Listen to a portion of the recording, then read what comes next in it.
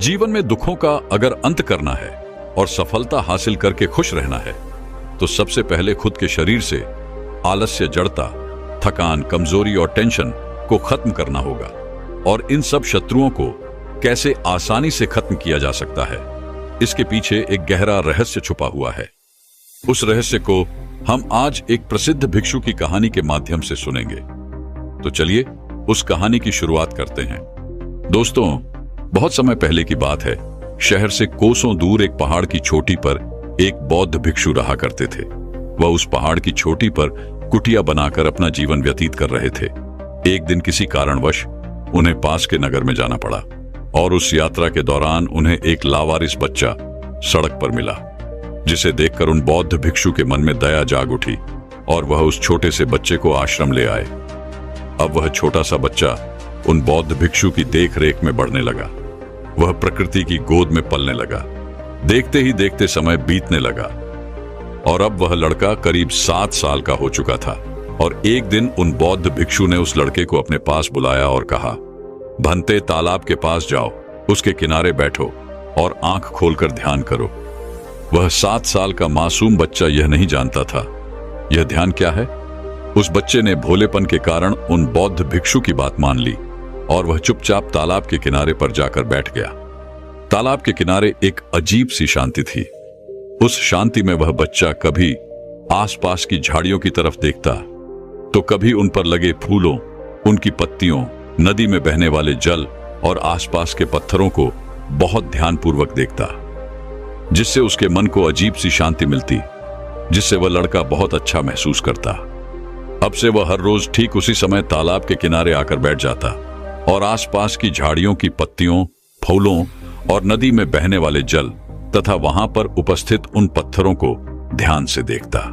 धीरे धीरे उस मासूम बच्चे के भीतर चीजों को निरीक्षण करने की कला विकसित हो गई। उसका मन धीरे धीरे एकाग्र होने लगा।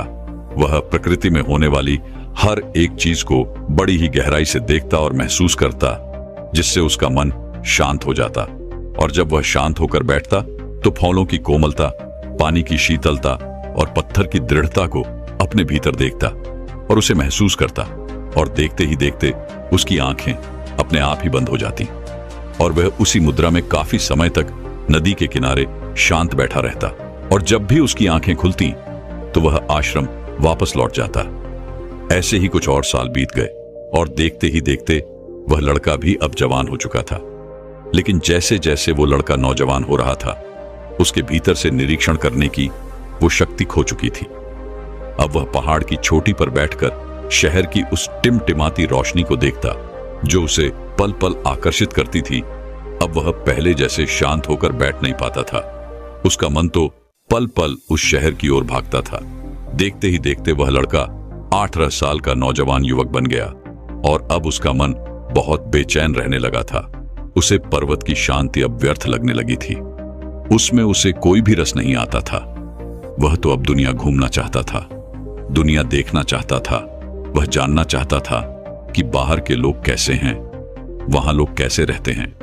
वह नए लोगों से मिलना चाहता था, उनसे बातें करना चाहता था, उनका रहन सहन देखना चाहता था।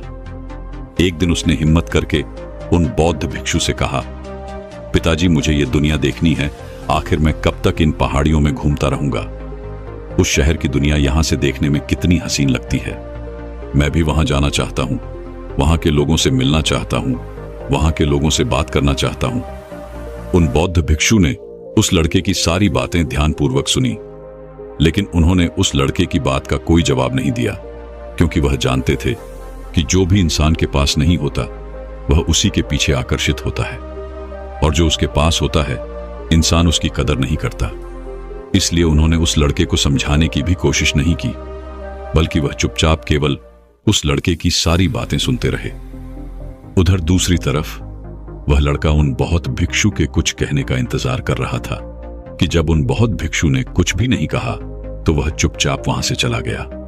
अगले दिन सुबह सुबह उन बौद्ध भिक्षु ने खुद ही उस लड़के को अपने पास बुलाया और उस लड़के के हाथ में एक पत्र देते हुए कहा, बेटा, तुम शहर जाना चाहते हो ना? जाओ वहां का राजा मेरा बहुत अच्छा मित्र है। तुम उसे यह पत्र दे देना और जब तक तुम्हारा मन करे तुम उस राजा के पास ही रहना। वह राजा उन बौद्ध भिक्षु से शिक्षा ग्रहण कर चुका था और वह बौद्ध भिक्षु यह अच्छी तरह जानते थे कि वह राजा महल में रहने वाला एक सन्यासी है। वह बहुत आत्मज्ञानी है। किंतु उन बौद्ध भिक्षु ने उस लड़के को राजा के बारे में कुछ भी नहीं बताया। लड़के को शहर जाने की अनुमति मिल चुकी थी और इस बात से वह लड़का अब बहुत खुश था। वह मन ही मन बहुत प्रसन्न था। उसने तुरंत ही अपना सामान बांधा और शहर की ओर निकल पड़ा। जब वह रास्ते में कुछ दूर आगे बढ़ा, तभी अचानक उसके मन में एक विचार उत्पन्न हुआ। वह यह सोचने लगा कि आखिर उन बौद्ध भिक्षु ने मुझे इतनी आसानी से क्यों जाने दिया। जैसे ही उसके मन में यह विचार उत्पन्न हुआ, वह बड़ा आश्चर्यचकित हुआ कि आज तक तो उन बौद्ध भिक्षु ने मुझे कहीं पर भी जाने नहीं दिया था, लेकिन आज उस राजा के पास उन्होंने मुझे इतनी आसानी से क्यों भेज दिया। जैसे ही उसके मन में यह विचार आया, वह लड़का तुरंत ही रुक गया और उसने उन बौद्ध भिक्षु के द्वारा दिया गया वह पत्र निकाला। उस पत्र को खोला तो उसमें केवल 3 ही शब्द लिखे थे और वह थे, केवल दिशा दिखाओ। लड़के ने जब वह पत्र पढ़ा तो उसे कुछ भी समझ नहीं आया और ना ही उसने उन तीनों शब्दों पर गौर किया। उसने ज्यादा सोचा नहीं और वह शहर की ओर आगे बढ़ने लगा। शहर पहुंचकर लड़के ने राजा को पत्र थमा दिया। राजा ने उसे खोला और पढ़ा और फिर तुरंत ही उस लड़के का चेहरा देखा, जिसे देखकर राजा यह समझ चुका था कि उन बौद्ध भिक्षु ने उस लड़के को वहां पर क्यों भेजा है। राजा ने अपने सिपाहियों को आदेश दिया, सिपाहियों लड़के के लिए महल में रहने का प्रबंध किया जाए और इस लड़के को इस राजमहल की सारी सुख सुविधाएं भी मिलने चाहिए।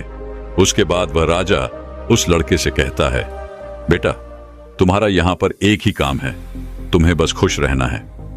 लड़का राजा की यह बात सुनकर बहुत प्रसन्न था कि उसे यहां पर कोई भी काम नहीं करना, बस उसे यहां पर आराम से अपना जीवन व्यतीत करना है। उस लड़के को राजमहल में वो सारी सुख सुविधाएं मिलने लगी जो राजा को मिला करती थी। ना तो उसे कोई काम करना पड़ता था और ना ही किसी प्रकार की कोई चिंता थी। वह लड़का राजमहल में बहुत खुश था और उसके पास अब समय ही समय था और अपने खाली समय में वह शहर में घूमा करता, लोगों से मिलता, लोगों से बातें किया करता। यहां तक कि उसने शहर में कई सारे लोगों से दोस्ती भी कर ली थी। राजमहल में रहकर उसने कई सारी किताबें भी पढ़ ली थी और ये सब करते हुए अभी उसे कुछ महीने ही गुजरे थे, लेकिन धीरे धीरे अब उस लड़के का मन इन सब से उपने लगा था। वह ये महसूस करने लगा था कि उसका मन हमेशा कुछ नया चाहता है, लेकिन जब कुछ नया मिल जाता है तो यह मन संतुष्ट नहीं हो पाता, अर्थात हमारा मन बेचैनी में रहता है। और जब लड़के को इन बातों का एहसास हुआ, जब उसने अपने जीवन में यह सारी चीजें महसूस की, तो उसके बाद वह दूसरों पर निरीक्षण करने लगा। वह हर सुबह महल के बगीचे में जाया करता। वह बगीचा बहुत ही सुंदर और बहुत ही मनमोहक था और यह बगीचा शहर का सबसे बड़ा बगीचा भी था और इस बगीचे में शहर का कोई भी व्यक्ति बिना किसी रुकावट के आ जा सकता था। वह लड़का अपना अधिकांश समय उस बगीचे में ही बिताया करता और वहां पर आने जाने वाले व्यक्तियों को वह ध्यान से देखता, उनका निरीक्षण करता। कुछ दिन निरीक्षण करने के बाद उसे यह पता चला कि लोगों के चेहरों पर हमेशा तनाव बना रहता है, चाहे वह कोई अमीर आदमी हो या फिर कोई गरीब, फिर चाहे वह कोई व्यापारी हो या कोई कर्मचारी। सभी के चेहरे को देखकर ऐसा प्रतीत होता था मानो लोगों का शरीर तो बगीचे में है, किंतु उनका मन कहीं और ही भटक रहा है। लोगों के मन में एक अजीब सा तनाव है। लोग किसी ना किसी परेशानी में है, चिंतित है, जिस कारण वह इस समय अभी यहां पर उपलब्ध नहीं है। हालांकि उनका शरीर यहीं पर है, किंतु उनका मन यहां नहीं और बगीचे की सुंदरता, उसका आकर्षण भी लोगों के मन को शांत नहीं कर पा रहा था। उन लोगों को देखकर वो लड़का मन ही मन यह सोचता था कि ये लोग जिंदा तो हैं, पर जीना भूल गए हैं। केवल कुछ छोटे बच्चे ही हैं जो इस बगीचे में आकर सचमुच खुश होते हैं। यहाँ की खुशबू, यहाँ की हवा, यहाँ की आकर्षण को देखकर उनका मन खुश हो जाता है और वह खिलकर हंसते हैं। वह वर्तमान में जीना जानते हैं। उन सभी व्यापारियों, उन सभी सेठों को देखकर आज लड़के के मन में तरह तरह के विचार उत्पन्न हो रहे थे। वह यह सोच रहा था, मुझे तो लगता था कि शहर में उन्नति करने वाले बड़े घर के लोग हमेशा खुश रहते होंगे, उन्हें किसी बात की कोई चिंता नहीं होती होगी, लेकिन आज यहां पर आने के बाद यहां का नजारा तो कुछ और ही है। उस लड़के को अब यह एहसास हो चुका था कि बाहरी सुख सुविधाओं से केवल शरीर को आराम मिलता है, किंतु हमारा मन बाहरी चीजों से केवल भटकता है और भटकाव से हमारा मन थकता है। हम चाहे कितने भी ऐशो आराम में क्यों न रहें, चाहे कितने भी आकर्षण के केंद्र में क्यों न रहें, हमारे मन को कभी असली आराम और असली खुशी नहीं मिल पाती। खुश रहने की बात तो दूर है, लोगों की बेचैनी देखकर, लोगों के चेहरे पर इस प्रकार का तनाव, चिंता और परेशानियां देखकर लड़के का मन और भी बेचैन होने लगा था। उनके बारे में सोच सोचकर और भी ज्यादा चिंतित होने लगा था। इस दौरान उसके मन में कई बार आश्रम वापस दौड़ जाने के ख्याल भी उठते थे, लेकिन तभी उसके मन में एक और विचार उत्पन्न होता कि मैं राजा से क्या कहूंगा, और राजा से कुछ भी कहने की उसकी हिम्मत ना होती। एक दिन वह लड़का चिंतित अवस्था में एकांत में उस बगीचे में बैठा हुआ था और तभी अचानक वहां पर वह राजा भी उसी बगीचे में टहलने आए। राजा ने जब उस लड़के को एकांत में बैठे देखा तो वह समझ चुके थे कि लड़की के मन में कुछ बातें चल रही हैं। राजा उस लड़के के पास आए और उस लड़के से इस तरह बैठे रहने का कारण पूछा। इस पर वह लड़का उस राजा को जवाब देते हुए कहता है राजन, मैं जितना खुश रहने की कोशिश करता हूं, मैं उतना ही परेशान होता जा रहा हूं। यहाँ शहर में लोगों के पास सब कुछ है, पैसा है, अच्छा घर है, खाने के लिए तरह तरह के पकवान है, लेकिन मन की शांति नहीं है। मैंने कई लोगों को देखा, फिर चाहे वह धनवान हो या कोई गरीब, कोई व्यापारी हो या फिर कोई कर्मचारी, सभी के चेहरे उतरे हुए हैं। सभी के चेहरे पर एक अजीब सा तनाव है, चिंता है, परेशानी है। केवल यहाँ पर कुछ बच्चे ही हैं जो सही मायने में प्रसन्न रहते हैं, खुश रहते हैं, हमेशा हंसते खेलते रहते हैं। किंतु जैसे जैसे हम बड़े होते हैं वैसे वैसे हम भविष्य और भूतकाल में जीना सीख जाते हैं। हम हमेशा अपने भविष्य को सुधारने में लग जाते हैं। राजन, क्या यही जीवन का सच है? अगर शहर का जीवन ऐसा ही है तो मैं यहाँ नहीं रहना चाहता, इसलिए मैं आपसे आज्ञा चाहता हूँ। मैं वापस आश्रम लौट जाना चाहता हूँ। राजा ने उस लड़के की सारी बातें ध्यानपूर्वक सुनी और फिर वह उस लड़के से कहते हैं, बेटा, तुम जाना चाहते हो तो तुम कभी भी जा सकते हो, तुम्हें किसी ने रोक नहीं रखा, लेकिन जाने से पहले तुम 2 काम अवश्य करना। इतना कहकर वह राजा उस लड़के से पहला काम बताते हुए कहता है, तुम इस बगीचे का निरीक्षण करो। आगे वह राजा उस लड़के को समझाते हुए कहता है, बेटा, जैसा कि तुमने कहा, इस नगर में कुछ लड़के ही हैं जो हमेशा खुश रहते हैं, हंसते खेलते रहते हैं और वह वर्तमान में जीना भी जानते हैं। तो तुम क्यों ना उन बच्चों की तरह ही इस बगीचे को भी देखो, जिस तरह से वो बच्चे इस बगीचे में आकर खुश हो जाते हैं। क्यों ना तुम भी उन्हीं की तरह इस बगीचे में आकर खुश हो जाओ। यहाँ की हर एक चीज को मैं जैसे देखता हूँ, जब तुम भी उसे वैसे ही क्यों नहीं देखते? इस पर वह लड़का राजा से कहता है, परंतु है राजन, वह कैसे होगा? राजा उस लड़के को समझाते हुए कहता है, बेटा, इस बगीचे में पौधे हैं, पेड़ हैं, पत्तियां हैं, फूल हैं। यहाँ की मिट्टी इतनी खुशबूदार है। तुम इन चीजों पर ध्यान लगाओ, इन चीजों को गौर से देखो, इन्हें महसूस करो। किंतु याद रहे, इन चीजों को देखते वक्त, इन्हें महसूस करते वक्त कभी किसी का कोई मतलब निकालने की कोशिश मत करना, किसी से कोई कहानी मत जोड़ना। तुम्हारा काम बस इतना ही है कि तुम्हें इन चीजों को गौर से देखना है, उन्हें महसूस करना है। इन चीजों से जुड़े मन में जो भी विचार आए, उन विचारों को केवल तुम देखते जाओ, उनका कोई मतलब मत निकालना, केवल देखते जाना, और उसके बाद तुम मुझे आकर बता सकते हो कि तुम कैसा महसूस कर रहे हो। इतना कहकर वह राजा वापस महल लौट आया। वह लड़का कुछ देर तक वहीं पर बैठा रहा और राजा की बातों पर विचार करता रहा, और शाम के वक्त वह भी महल लौटा और अपने कमरे में जाकर सो गया। अगली सुबह वह लड़का जल्दी उठा और बगीचे में आकर एक जगह पर बैठ गया। वह शांति से वहां पर उपस्थित उन पेड़ों और वहां पर आने वाली उन हवाओं को देखने और महसूस करने लगा। जब उसने बगीचे की तरफ ध्यान दिया तो उसने देखा कि चारों तरफ काफी सारी सूखी हुई पत्तियां बिखरे हुई हैं, तरह तरह की गंदगी है। यह देखकर उसके मन में विचार आया कि बगीचे की सफाई होनी चाहिए। तभी उसका ध्यान फूलों की तरफ गया। उन फूलों को देखकर उसे बहुत अच्छा महसूस हुआ। वह सोच रहा था कि फूल बहुत अच्छे लग रहे हैं, लेकिन तभी उसके मन में यह भी विचार उत्पन्न हुआ कि बहुत जल्द पतझड़ का मौसम भी आने वाला है, जिस कारण ये सारे फूल बहुत ही जल्द मुरझा जाएंगे और नष्ट हो जाएंगी। वह उन विचारों से जुड़ जाता, लेकिन जैसे ही उसे राजा की बात याद आती, वह खुद को उन विचारों से अलग करता और इसी प्रकार वह उन सभी विचारों को देखता रहा। देखते देखते काफी वक्त बीत चुका था और अब उसका मन भी शांत होने लगा था। अब से वह हर रोज उस बगीचे में आता और इसी प्रकार वहां की सौंदर्यता, वहां पर उपस्थित पेड़ पौधे, फूल, पत्तियां, वहां की मिट्टी, हर एक चीज को ध्यान से देखता और उन्हें महसूस करता। देखते ही देखते ऐसे कई दिन बीत गए और अब वह लड़का जब भी उस बगीचे में आता तो वहां पर उस फूलों की कोमलता, पानी की शीतलता, धरती की स्थिरता और वहां पर आने वाली उन हवाओं को महसूस कर पाता। वह अपने अंदर उन्हें देख पाता, जिसे यूं भी कह सकते हैं कि वह लड़का उस बगीचे के साथ एक हो गया था और अब उसका मन भी पहले से बहुत शांत होने लगा था।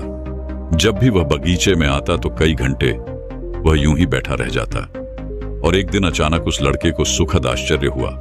उसे इस बात का एहसास हुआ कि मुझे उन बौद्ध भिक्षु ने 7 साल की उम्र में यही खुली आंखों वाला ध्यान सिखाया था। और जैसे उस इस बात का एहसास हुआ, वह लड़का बहुत प्रसन्न हुआ और तुरंत ही महल में राजा के पास गया और राजा से कहा, है राजन, जैसा आपने कहा था मैंने वैसा ही किया और ऐसा करने से मैंने 3 बातें सीखी। पहली, जब हम किसी पर ध्यान देते हैं तो मन के स्पंदन या मन की अवस्था उसी वस्तु जैसी हो जाती है। इसलिए सही और सात्विक वस्तुओं पर ध्यान देने का महत्व है राजन। मैंने यह भी सीखा कि प्रकृति का स्वभाव शांत है, इसलिए इस पर ध्यान लगाने से, झरने की आवाज सुनने से, हवा की शीतलता महसूस करने से, धरती की स्थिरता महसूस करने से मन को बहुत आराम मिलता है राजन। मैंने यह भी सीखा कि जब हम दुखी होते हैं तब हम और ज्यादा मुसीबत या रुकावटों पर ध्यान देते हैं, जिस कारण हम और ज्यादा परेशान होने लगते हैं, चिंतित होने लगते हैं और इस परेशानी में हमारा दृष्टिकोण और भी नकारात्मक हो जाता है। हमारे मन में नकारात्मक विचार आते हैं, नकारात्मक बातें उत्पन्न होती हैं। किंतु यदि हमें इस दुख से बाहर निकलना है, यदि हमें उस परिस्थिति से बाहर निकलना है, तो हमें अपना ध्यान नकारात्मक बातों से हटाकर, अर्थात उन परेशानियों से हटाकर अच्छी चीजों की ओर ले जाना चाहिए जो स्वभाव से शांत हो, जिससे हमारे मन को ऊर्जा मिलती है। हमारा मन एक बार फिर ऊर्जा से भर जाता है। राजा ने उस लड़के की सारी बातें ध्यानपूर्वक सुनी और फिर वह लड़के को कहते हैं, बहुत अच्छे बेटे, तुमने बहुत अच्छा काम किया है, किंतु अब यही काम तुम्हें अपने लिए करना है, अर्थात अपने मन के लिए। और यही तुम्हारा दूसरा काम यह है कि अब तुम मन को देखो। इस बात को समझाते हुए राजा उस लड़के से कहते हैं, जो भी विचार तुम्हारे अंदर प्रकट होते हैं, भले ही वह तुम्हारे बारे में ही क्यों ना हो, उन विचारों पर बिना प्रतिक्रिया दिए बस उन विचारों को देखते जाओ, अर्थात किसी भी विचार में अच्छा या बुरा मत सोचो। उन विचारों पर निर्णय लेने की कोशिश मत करो, बस उन विचारों को देखते जाओ, यही तुम्हारा आखिरी काम है। लड़के ने राजा की बात मानी और अब से उसने खुद पर ध्यान देना शुरू किया। उसने इस अभ्यास को शुरू किया, लेकिन अब की बार अभ्यास इतना आसान नहीं था। जब भी उसे अपने बारे में विचार आता, तब वह उसमें खींचा चला जाता। वह अपने आप को रोक नहीं पाता और जब वह इस चीज का अभ्यास कर रहा था, तब उसे इस बात का एहसास भी हुआ कि खुद के प्रति संभव विकसित करना सबसे कठिन कार्य है। लेकिन लड़के ने हार नहीं मानी और वह टीका रहा। देखते ही देखते कुछ महीने यूं ही निकल गए और लड़के को जब भी समय मिलता, वह अपने विचारों को देखने की कोशिश करता। देखते देखते वह अभ्यास पर इतना निपुण तो हो चुका था कि जब भी उसके मन में कोई विचार आते, फिर चाहे वह खुद को ही लेकर क्यों ना हो, तो वह उसमें अच्छा या बुरा नहीं ढूंढता, बल्कि वह केवल शांति से उन विचारों को देखता और उन विचारों के प्रति कोई प्रतिक्रिया नहीं देता। ऐसा करते करते अब वह इतना निपुण हो चुका था कि उसका मन धीरे धीरे स्थिर होने लगा था। वह भीतर की ओर मुड़ने लगा था और जैसे जैसे उसने इसमें और भी निपुणता हासिल की, उसका मन शांत होने लगा। उसका मन किसी भी विचार के प्रति कोई भी प्रतिक्रिया नहीं देता था और जैसे उस लड़के के मन ने किसी भी विचार के प्रति प्रतिक्रिया देना बंद किया, उसका मन पूरी तरह से शांत हो गया। और मन के शांत होते ही लड़का मन के सारे रहस्य समझ चुका था। अब वो ये जान चुका था कि संसार केवल हमारे मन का ही एक प्रतिबिंब है, जो अच्छाई और बुराई हमें बाहर दिख रही है। ये सब कहानी है, ये सारी कहानियां हमारा मन ही बुन रहा है, और ये सारी कहानियां हमारा मन ही हमें सुना रहा है। और इसी अच्छे और बुरे के चलते हम मन की बातों में फंस कर रह जाते हैं, और हमारा मन हमें उन विचारों को बहा कर ले जाता है, जिस कारण हम कभी भी असली शांति और आनंद को देख नहीं पाते, उसे जान नहीं पाते, उसे महसूस नहीं कर पाते। अब उस लड़के को यह भी समझ में आ चुका था कि यह शांति, यह खुशी हमेशा से मेरे पास ही थी। उन बौद्ध भिक्षु ने मुझे बचपन से ही इस शांति का एहसास करना पहले से ही सिखा दिया था, लेकिन मैं ही गलत था।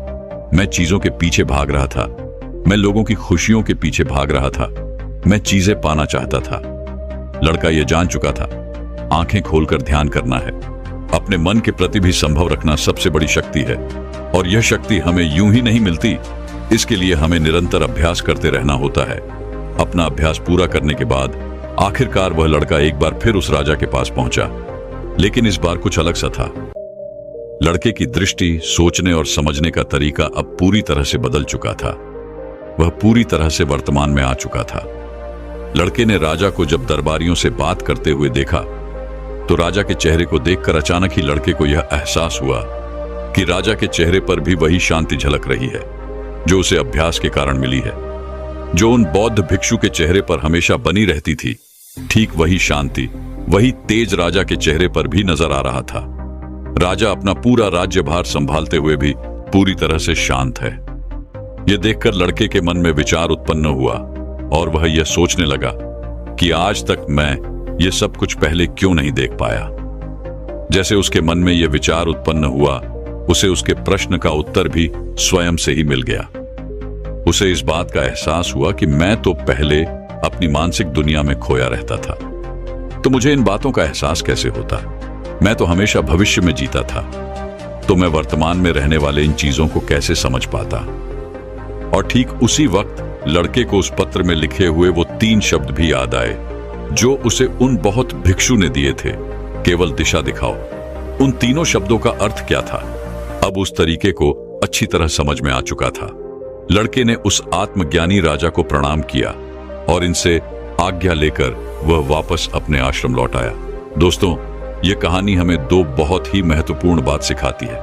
पहला यह कि हमें अपने भीतर मोड़ना जरूरी है, वहां की यह जो भटकाव है जिससे हमारा मन थकता है, सुस्त होकर हमें नींद भी आ जाती है, लेकिन इससे हमारा मन कभी शांत नहीं हो पाता।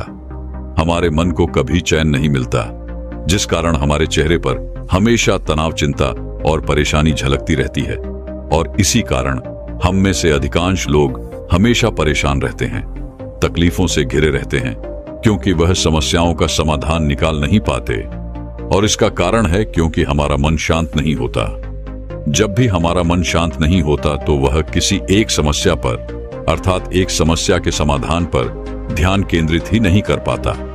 और जब तक हम एक समस्या के समाधान पर अपना ध्यान केंद्रित नहीं कर पाएंगे, तब तक हम किसी भी समस्या का समाधान कर ही नहीं सकते। इसलिए आपको यह बात समझनी आवश्यक है कि हमारे मन को शांत रखना बहुत ज्यादा जरूरी है। और इसके लिए आपको यह भी समझने की आवश्यकता है कि सारा ज्ञान, सारी शक्ति, असीम आनंद, सब कुछ हमारे भीतर पहले से मौजूद है। इसलिए सबसे पहले हमें अंदर मुड़ने की आवश्यकता है, क्योंकि जब तक हम भीतर के आनंद को नहीं देखेंगे, उसे महसूस नहीं करेंगे, तब तक इस बाहरी दुनिया में हमें कभी भी वो असीम आनंद प्राप्त नहीं हो पाएगा, ना ही हम उसे कभी महसूस कर पाएंगे। जैसा कि हमने पहले ही बात की कि इस बाहर की दुनिया में जो भी कहानी है, वो सारी कहानियां हमारे भीतर पहले से मौजूद है, क्योंकि वो सारी कहानियां हमारा मन ही हमें दिखा रहा है, हमारा मन ही हमें सुना रहा है। किंतु अब यहां पर यह प्रश्न उठता है कि हम भीतर की ओर कैसे मुड़े। तो इसके लिए हमें संभव मन की आवश्यकता है, अर्थात नॉन जजमेंट, यानी कि हमें हमारे मन की कमियों को, वह चाहे अच्छी हो या बुरे हो, फिर वो चाहे जैसे भी विचार हो, हमें बस उन्हें देखते रहना है। ऐसा करने से हमारे मन के भीतर उस समुद्र की लहरें धीरे धीरे शांत होने लगती हैं, क्योंकि जहां पर हम अच्छे बुरे का निर्णय नहीं करते, जहां पर हम कोई जजमेंट नहीं करते, वहां पर किसी भी प्रकार की कोई प्रतिक्रिया नहीं होती, और जहां कोई प्रतिक्रिया नहीं होती वहां मन नहीं होता। अर्थात हमारे मन के सभी विचार पूरी तरह से समाप्त हो जाते हैं, विलीन हो जाते हैं, और हमारे मन में उठने वाली वो लहरें देखते ही देखते पूरी तरह से शांत हो जाती हैं। और जब समुद्र की वह लहरें शांत हो जाती हैं तो पानी स्थिर हो जाता है, शांत हो जाता है और स्वस्थ हो जाता है। और जितना हमारे भीतर यह संभव उत्पन्न होता जाएगा, उतना ही हम मन के इस चंगुल से निकलते भी जाएंगे, और फिर उतना ही हम भीतर से स्थिर होते जाएंगे। और जितना हम स्थिर होंगे, हमें उतनी ही स्पष्टता भी मिलेगी। किसी भी कार्य को करने के लिए हमें उतनी ऊर्जा भी मिलेगी। और यदि हम उस समय पर किसी भी एक समस्या के समाधान के बारे में सोचें, तो वह भी हम आसानी से खोज सकते हैं। और इसके लिए आपको दूसरी बात भी याद रखनी चाहिए, और वह यह है कि केवल दिशा बदलने की आवश्यकता है। अर्थात जब भी हमारे जीवन में कोई परेशानी आती है, तब आप जरा इस बात पर ध्यान दीजिएगा कि उस वक्त हमारा मन सबसे ज्यादा बेचैन होता है। उसी वक्त हमारे मन की समुद्र की लहरें तूफान पर होती हैं, और उस वक्त हमें कुछ भी समझ नहीं आता, क्योंकि मन के समुद्र का वह पानी पूरी तरह से अशांत है। और जब तक वह स्थिर नहीं होगा, तब तक हमें स्पष्टता कहां से मिलेगी। और जब तक आपको स्पष्टता ही नहीं होगी, अर्थात यही नहीं समझ में आएगा कि आपको क्या करना है, तब तक आप भला अपने समस्या के समाधान को कैसे ढूंढ सकते हैं। अक्सर ही परेशानी के वक्त हमारे मन में ये विचार जरूर आते हैं कि आखिर मैं इतना परेशान क्यों हो रहा, मुझे किसी भी समस्या का समाधान क्यों नहीं मिल रहा, मेरा मस्तिष्क काम क्यों नहीं कर रहा। जब आप इन सवालों के बारे में सोचेंगे, तब आपको यह भी समझ में आएगा कि पिछले कुछ समय से आप कुछ गलत चीजों पर ध्यान दे रहे हैं, जिस कारण मन की शक्ति क्षीण होने लगी है, मन बेचैन होने लगा है। और जब मन के पास उतनी शक्ति ही नहीं होगी, जब मन स्थिर ही नहीं होगा, जब मन स्पष्ट ही नहीं होगा, तो वह आपको किसी प्रकार का समाधान कैसे दे सकता है। और इसी कारणवश हमारा मन और बुद्धि किसी भी समस्या का समाधान खोजने में असमर्थ हो जाते हैं। और इसी कारण हमें यह भी लगता है कि हमारा मन काम नहीं कर रहा, हमारा मस्तिष्क काम नहीं कर रहा। इसलिए अगर आप चाहते हैं कि किसी भी ऐसी अवस्था में आपका मन आपकी ओर से चले, अर्थात आपका साथ दे, तो आपको सबसे पहले अपना ध्यान शांत और सात्विक चीजों पर लाना होगा। अपने ध्यान को केंद्रित करना होगा और उसे एक सही दिशा देनी होगी। और जब आप ऐसा करेंगे, तो आप देख पाएंगे कि धीरे धीरे आपका मन शांत होने लगेगा। आप उस शांति को महसूस कर पाएंगे, जिससे आपके भीतर एक नई ऊर्जा भी उत्पन्न होगी, और आप कोई भी नया कार्य करने के लिए पूरी तरह से सक्षम हो पाएंगे। आपका मन उस कार्य को करने के लिए आपको संपूर्ण ऊर्जा प्रदान करेगा, और बिना ध्यान के तो कुछ भी संभव नहीं है। इसलिए अपने ध्यान पर ध्यान केंद्रित करना सीखें, अपने मन के विचारों पर ध्यान केंद्रित करना सीखें, उन्हें सही दिशा में आगे की ओर बढ़ाना सीखें। और इसका निरंतर अभ्यास ही आपको इसमें निपुण बना सकता है। लेकिन हम में से अधिकांश लोग 1-2 दिन प्रयास करके ये सोचते हैं कि उन्हें ध्यान से कुछ नहीं मिलता। तो ये बात सही है, ध्यान से हमें कुछ नहीं मिलता।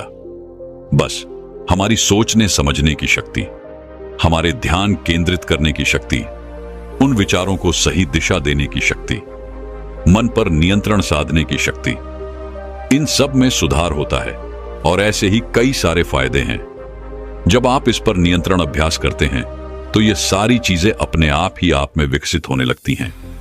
हालांकि यह चीजें आपको नजर नहीं आती, लेकिन धीरे धीरे जब आप इन्हें महसूस करते हैं, इसका अभ्यास करते हैं, तो ये सारी चीजें आपको धीरे धीरे समझ में आने लगती हैं।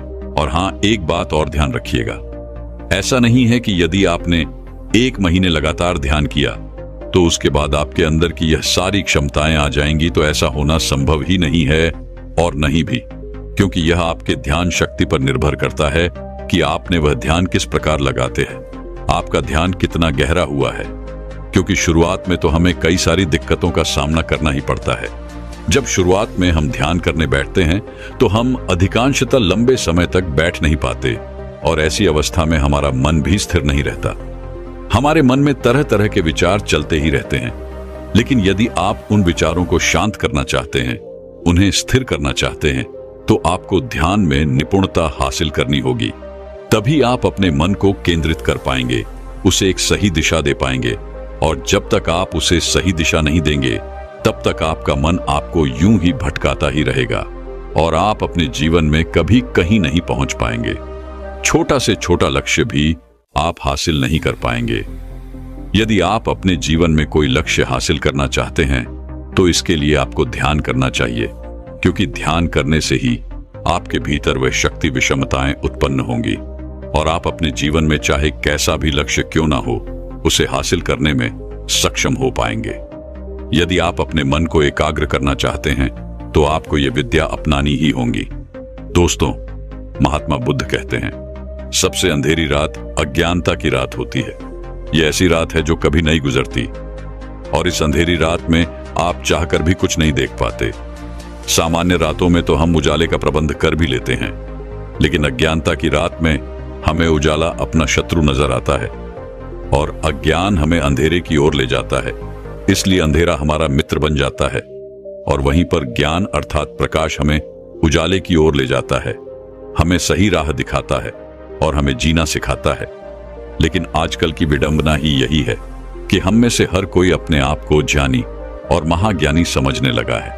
उसे सामने वाले हमें मूर्ख नजर आते हैं, इसलिए वे सभी लोग दूसरों का मजाक उड़ाने और उन्हें परेशान करने से कभी पीछे नहीं हटते, जबकि वे लोग यह भूल चुके हैं कि इस दुनिया में सभी लोग जिम्मेदारियों के नीचे दबे हुए हैं।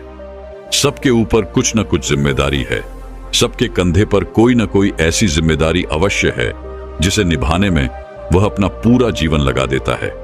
और यह सभी जिम्मेदारियां हमारी बचपन से ही शुरू हो जाती है। क्या आप किसी ऐसे आदमी से कभी मिले हैं जो अपनी जिम्मेदारियों से मुक्त हो चुका हो? नहीं ना, क्योंकि इस दुनिया में ऐसा कोई नहीं है जिसके सर पर जिम्मेदारियां, न भले ही कोई ऐसा व्यक्ति हो जिसे केवल अपना पेट ही भरने की जिम्मेदारी हो, लेकिन उसके सर पर जिम्मेदारियां हमेशा बनी रहती हैं। लेकिन हम इसी भ्रम में अपना पूरा जीवन बिता देते हैं। हम ये सोचते हैं कि बस इस जिम्मेदारी से मुक्त हो जाऊं तो मैं अपना जीवन शांति से बिताऊंगा, मैं अपना जीवन खुशहाली से बिताऊंगा। लेकिन मेरा आप सभी से एक प्रश्न है, क्या आपके जीवन में अब तक ऐसा कोई भी समय आया है कि आप उस जिम्मेदारी से मुक्त हो सके हैं? आपने आज तक बहुत सी जिम्मेदारियां निभाई होंगी, लेकिन क्या आप उन जिम्मेदारियों से मुक्त हो चुके हैं? क्या आप अब तक उन जिम्मेदारियों में नहीं बने हुए हैं? आप में से हर कोई हमेशा यह कहता रहता है कि मेरे जीवन में शांति नहीं है, मैं आगे तो बढ़ना चाहता हूं, मैं ज्ञान की प्राप्ति करना चाहता हूं, लेकिन मेरे ऊपर कई प्रकार की जिम्मेदारियां हैं और मैं अपनी जिम्मेदारियों के कारण आगे नहीं बढ़ पा रहा। एक बार मैं उन जिम्मेदारियों को निभा लूं, तब मैं इस मार्ग पर जरूर आगे बढ़ूंगा और मैं वह धरती की प्राप्ति करूंगा। और मैं बार बार आप लोगों से बस इतना ही कहता हूं कि ये जिम्मेदारियां आपका पीछा कभी नहीं छोड़ने वाली। जिस समय के इंतजार में आप अब तक जी रहे हैं, वो समय आपके हाथों में ही है और वह आपके हाथों उससे फिसलता जा रहा है, लेकिन आप उसे यूं ही व्यर्थ गवा रहे हैं। मेरा आप सभी से एक प्रश्न है, क्या आपने इतने दिनों में कभी भी अपने लिए केवल 5 मिनट अपने लिए निकाले हैं? क्या आप कहीं पर 5 मिनट बैठकर शांति से यह सोच सकते हैं कि यह मेरा जीवन कहां जा रहा है, किस दिशा में पड़ रहा है और आगे मेरे जीवन में क्या होगा? मैं यकीन के साथ कह सकता हूं कि आप में से अधिकांशतः लोग यह नहीं कर पाए होंगे, क्योंकि अब भी आप यही सोचते हैं कि मेरे पर अभी जिम्मेदारियां, मुझे उन जिम्मेदारियों को पूरा कर लेने, उसके बाद मैं इत्मीनान से अपने लिए समय जरूर निकालूंगा। लेकिन मैं फिर आपसे यही कहता हूं कि यह होना संभव नहीं है। चलिए इस एक कहानी के माध्यम से समझते हैं। बहुत समय पहले की बात है, एक नगर में एक महान बहुत भिक्षु रहा करते थे। उनकी ख्याति दूर दूर तक फैली हुई थी। लोग उनके पास अपनी समस्याएं लेकर आते और वहां से समाधान लेकर ही जाया करते। एक दिन एक बूढ़ा व्यक्ति उन गुरु के पास आया और उन्हें प्रणाम करके वह उनसे कहता है, गुरुवर, क्या आप मुझे बता सकते हैं कि मैं कब तक अपनी जिम्मेदारियों से मुक्त हो पाऊंगा? मैं ज्ञान के मार्ग पर आगे जाना चाहता हूं। सोचता था जब मैं अपनी सारी जिम्मेदारियां निभा लूंगा, तब मैं इस मार्ग पर अवश्य आगे बढ़ूंगा। लेकिन आज तक मैं अपनी जिम्मेदारियों से मुक्त ही नहीं हो पाया। जिम्मेदारियां मेरा पीछा छोड़ने का नाम ही नहीं लेती। हुआ तो हमेशा मेरे पीछे ही लगी रहती है। अब आप ही बताइए, मैं क्या करूं? स्पैरो व बौद्ध भिक्षु मुस्कुराने लगे और बूढ़े व्यक्ति से कहते हैं, भंते, तुमने आज तक कौन कौन सी जिम्मेदारियां निभा ली है? इस पर वह बूढ़ा व्यक्ति उन बौद्ध भिक्षु से कहता है, जब मैं छोटा था तो मुझे लगता था कि बड़ा होना बहुत अच्छा है। एक बार बड़ा हो जाऊं तो पढ़ने लिखने की सारी जिम्मेदारियां हमेशा हमेशा के लिए खत्म हो जाएंगी।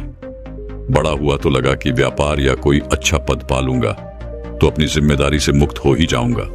उसके बाद मैंने शादी कर ली और मैंने सोचा कि एक बार मेरे बच्चे पढ़ लिख लेंगे, वह कामयाब हो जाएंगे, तो अब तो मैं अपनी जिम्मेदारी से अवश्य ही मुक्त हो जाऊंगा।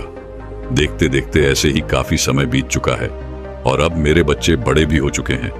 कुछ बच्चे कामयाबी भी हो गए हैं तो कुछ नालायक भी रह गए। तब ऐसा प्रतीत होने लगा कि मुझे उनकी शादी करवा देनी चाहिए। एक बार उनके सर पर जिम्मेदारियां आ जाएंगी तो वो खुद ही सुधर जाएंगे। यही सोचकर मैंने उनकी शादी भी करवा दी। तब मन में यह लालसा उठी कि कम से कम अपने पोते पोतियों का मुंह तो देख लो, एक बार उनसे मिल लूं, उन्हें गले लगा लूं, तो कम से कम यह मेरा जीवन पूरा हो जाएगा, मैं संपन्न हो जाऊंगा। देखते ही देखते समय बीतता गया और आखिरकार मैंने अपने पोते और पोतियों का मुंह भी देख लिया।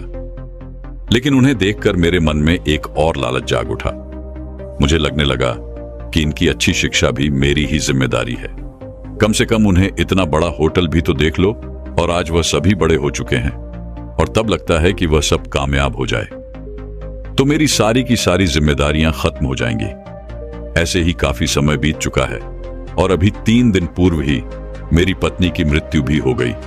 और तब मेरे मन में यह ख्याल आया कि एक दिन मैं भी इसी प्रकार मृत्यु को प्राप्त हो जाऊंगा। लेकिन अब तक मैं अपनी जिम्मेदारी से मुक्त नहीं हो पाया। मुझे समझ नहीं आ रहा कि मैं अपनी जिम्मेदारियों से किस प्रकार मुक्त हूं। क्या आप मुझे इसका कोई उपाय बता सकते हैं? क्या आप मुझे कोई राह दिखा सकते हैं? इस पर वह बहुत वृक्षों मुस्कुराने लगे और उस बूढ़े व्यक्ति से कहते हैं, अंते तुम मेरे साथ चलो। इतना कहकर वह उस बूढ़े व्यक्ति को एक नदी किनारे ले गए और वहां पर जाकर उन्होंने उस व्यक्ति को एक किनारे पर बैठा दिया और बगल में वह खुद भी बैठ गए। और फिर वह उस व्यक्ति से कहते हैं, बनते देखो, मैं इस नदी के दूसरे किनारे पर जाना चाहता हूं और तुम बस देखते रहो कि मैं किस प्रकार उस दूसरे किनारे तक पहुंचता हूं। इतना कहकर वह चुपचाप उस नदी के किनारे पर बैठे रहे।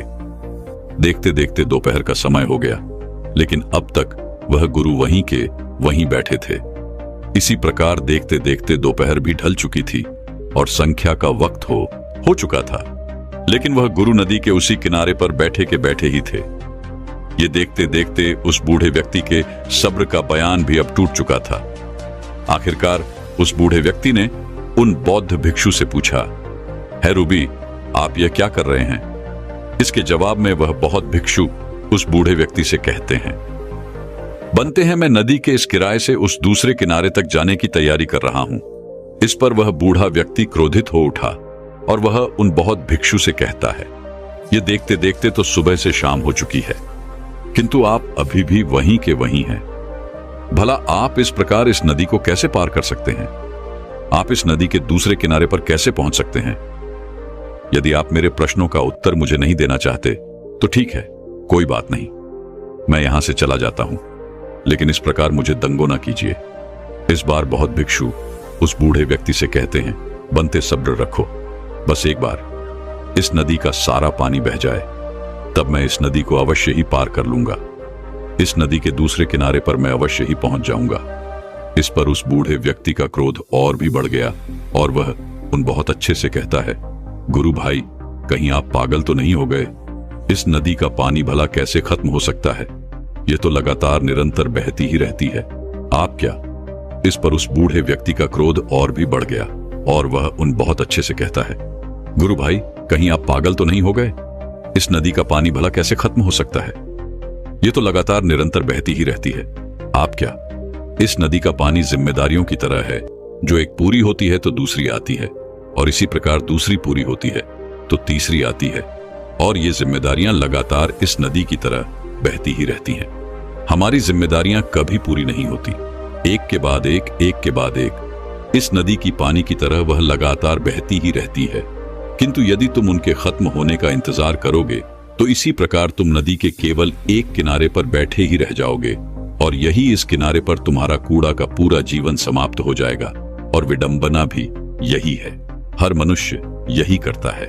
वह नदी के इसी किनारे पर बैठकर नदी के पानी के खत्म होने का इंतजार करता रहता है, और देखते ही देखते वह स्वयं ही समाप्त हो जाता है। और तुमने भी अब तक यही किया है। यदि तुम्हें नदी के उस किनारे पर पहुंचना है, यानी कि ज्ञान रूपी नदी के दूसरे किनारे पर जाना है, तो तुम कैसे भी जाओ, परंतु तुम्हें इस जिम्मेदारी रूपी नदी को पार करना ही होगा। जिम्मेदारियों का रूप जरूर बदलता है, लेकिन जिम्मेदारियां नहीं बदलती। जिस प्रकार एक सामान्य मनुष्य के जीवन में तरह तरह की जिम्मेदारियां होती हैं, ठीक उसी प्रकार एक बुद्धत्व प्राप्त व्यक्ति की भी अनेक प्रकार की जिम्मेदारियां होती हैं कि वह अपने ज्ञान से इस संसार को परिचित कराए, ताकि दूसरे सभी लोग उस मार्ग पर जा सके, उन्हें सही राह मिल सके और वे सभी अपने अंधकार से बाहर आ सके। लेकिन हम सामान्य मनुष्य जो इस किनारे पर बैठकर अपनी जिम्मेदारियों के खत्म होने का इंतजार करते रहते हैं, वह कभी उस दूसरे किनारे तक पहुंच नहीं पाते। जबकि एक बुद्धत्व प्राप्त व्यक्ति जो नदी के दूसरे किनारे पर है, वह अपनी जिम्मेदारियां स्वतंत्र होकर निभाते हैं, और वह किसी जिम्मेदारी के बोझ के नीचे दबे नहीं होते। वह स्वतंत्र रूप से अपना कर्म करते रहते हैं। आगे वह बहुत भिक्षु उस बूढ़े व्यक्ति से कहते हैं, घंटे हम मनुष्य कभी भी अपनी जिम्मेदारियों से मुक्त नहीं हो सकते। जब तक हमारा यह जीवन है, तब तक हमें कर्म तो करना ही होगा। तब तक हमारे सर पर जिम्मेदारियां तो होंगी ही, भले ही वह अपना रूप बदल लें, लेकिन जिम्मेदारियां तो अवश्य ही रहेंगी। इसलिए तुम अपने जीवन काल में तो इनसे मुक्त नहीं हो सकते, चाहे स्वयं का पेट भरने की जिम्मेदारी क्यों ना हो, किंतु उन्हें उसे निभाना ही पड़ेगा। इसलिए अपने जिम्मेदारियों को निभाते हुए यदि तुम नदी में तैरकर उसे पार करना चाहो तो तुम कर सकते हो, या तुम चाहो तो उस नदी को नाव में बैठकर पार कर सकते हो, या फिर तुम चाहो तो उस नदी पर पुल बनाकर भी उस नदी को पार कर सकते हो। यदि तुम्हें ज्ञान प्राप्त करना है तो जिम्मेदारियों के बीच से रास्ता बनाकर ही तुम्हें आगे जाना होगा। किंतु यदि तुम केवल जिम्मेदारियों के खत्म होने का इंतजार करते रहोगे तो एक दिन सब कुछ खत्म हो जाएगा और लोग कहेंगे खाली हाथ आए थे और खाली हाथ ही चले गए। इसलिए अपने कर्तव्य से पीछे मत हटो। और साथ ही यदि तुम्हें कुछ पाना है, अर्थात यदि तुम्हें ज्ञान पाना है, तो तुम्हें इस नदी को पार करना ही होगा। इतना कहकर वह बहुत भिक्षु शांत हो गया, और वह बूढ़ा व्यक्ति अब यह समझ चुका था कि उसने अब तक क्या गलती की थी। उसने उन गुरु को प्रणाम किया और उन बौद्ध भिक्षु से कहता है, गुरु, मैं आपकी बात अच्छी तरह से समझ चुका हूं। आप सही कहते हैं। मैंने अपना सारा जीवन कि वह नदी के इस किनारे पर ही बिता दिया, किंतु मैं आपको वचन देता हूं, अब से जो मेरा बचा कुचा जीवन है, मैं इसे नदी पार करने में लगाऊंगा। मैं ज्ञान रूपी दूसरे किनारे पर जाने के लिए हर मुमकिन कोशिश करूंगा, और मैं वहां तक पहुंचकर ही रहूंगा। दोस्तों, हमारे जीवन में भी कुछ ऐसा ही होता है। हम अपने जिम्मेदारियों के तले कुछ इस प्रकार दब गए हैं कि हम अपने लिए समय तक नहीं निकाल पाते। लेकिन आपको यह सोचना चाहिए, आपको एक पल के लिए यह विचार करना चाहिए। यदि आप अपने लिए समय नहीं निकालेंगे तो आप कभी यह नहीं सोच पाएंगे कि आपका जीवन कहां जा रहा है, किस दिशा में पड़ रहा है। और यदि आप यह सोचते और विचारने में सक्षम नहीं होंगे तो आप भी उस नदी की तरह केवल एक दिशा में बहते ही चले जाएंगे। आप कभी नहीं समझ पाएंगे कि आपने अपने जीवन में क्या कुछ हासिल किया और क्या कुछ खोया। किंतु यदि आप एक बार के लिए, एक पल के लिए किसी भी मोड़ पर ठहर करके सोचिए कि आपने आज तक क्या पाया और क्या खोया और आगे आपको क्या पाना है, तो अवश्य ही आप अपने जीवन को एक सही दिशा दे पाएंगी। अन्यथा आपका भी जीवन नदी के केवल एक किनारे पर ही रह जाएगा और आप वहां से लोगों को आते जाते देखते रह जाएंगे, लेकिन आप कुछ कर नहीं पाएंगे।